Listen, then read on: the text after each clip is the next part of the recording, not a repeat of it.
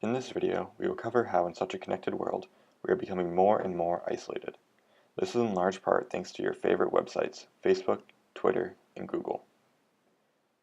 Before we talk about how we are all becoming more and more isolated, we need to look at how filtering in the internet has progressed. Before 2004, when you went to Google's website and searched for Boston, or whatever city you are from, Google would come through all of its index web pages and return a list of websites that were most relevant to the word Boston. You might think this is great. When you search for a term, Google will show you web pages that mention that term. But what if you really only cared about the Boston Red Sox score last night, or have an interview coming up with the Boston Consulting Group? Google had no way of knowing what about the term Boston you were interested in, so it was much harder to find the information you wanted. You had to be very specific with search terms to find what you wanted. Fortunately, times have changed and Google has gotten a lot smarter.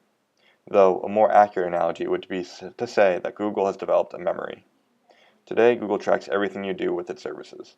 Have you been searching about the Red Sox's new manager, Alex Cora? Well then, next time you type the word Boston in Google's search bar, it will probably automatically suggest you search for Boston Red Sox before you even get to the second O.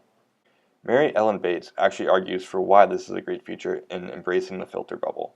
She argues that this type of feature makes your life easier by making sure you get the information you want in the easiest way possible.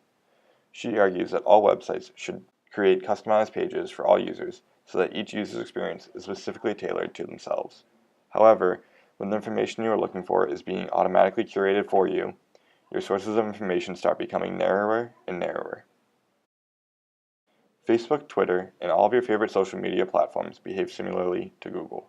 They collect data from you, partially from what information you tell them, and partially from your behavior when using their platforms. Based on your personal information and your behaviors, Facebook or Twitter will automatically curate your feed to show you the latest posts from your friends that are most relevant to you. The danger here lies in how these platforms choose what is most relevant to you. In Corrupt Personalization, Sandvig goes into detail about how these platforms are tailoring your feed to fit their best interests. Have you ever noticed a post that says sponsored content in small print? It might be from a friend, but it mentions a big company. Well, this is because Facebook got paid to put your friend's post that mentioned a big company at the top of your feed. You probably don't have a preference for seeing product-related posts from your friends over updates about their personal lives. Rather, you'd probably prefer it otherwise. But Facebook knows you don't care enough about this preference to stop using it because you still get to see your friends' posts. This further reduces the amount of unique content you get exposed to online. Funny enough, though, kids have been using social media their whole lives have caught on to this trend of Facebook promoting posts that mention big companies and are taking advantage of it. According to Dana Boyd's The Kids Are Alright, kids will purposely put the name of a brand in their posts to ensure that Facebook shows it to all of their friends. The problem is still much larger than which of your friends' posts you see first. Eli Pariser goes into great detail in The Filter Bubble about how websites that are supposed to connect us are actually isolating us from each other. To summarize his points, say your friend posts a video supporting Trump and you watch the whole video on Facebook. Facebook now knows you watched that video and will store that information for the future when it is deciding what advertisements and friends posts to show you. The next day you log back in and Facebook shows you a video of Alex Jones.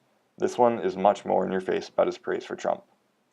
Dominic Sofer in Fake News and Ideological Polarization refers to this as an ideological polarization and is how Facebook categorizes your political opinion and places you in an echo chamber of support for what you believe. Facebook will eventually stop showing you posts your friends made or linked to that are moderate or liberal, and your whole source of news will be entirely skewed to the right. Now you search for Russian interference and all you see is how crooked Hillary should be in jail for collusion with the Russians.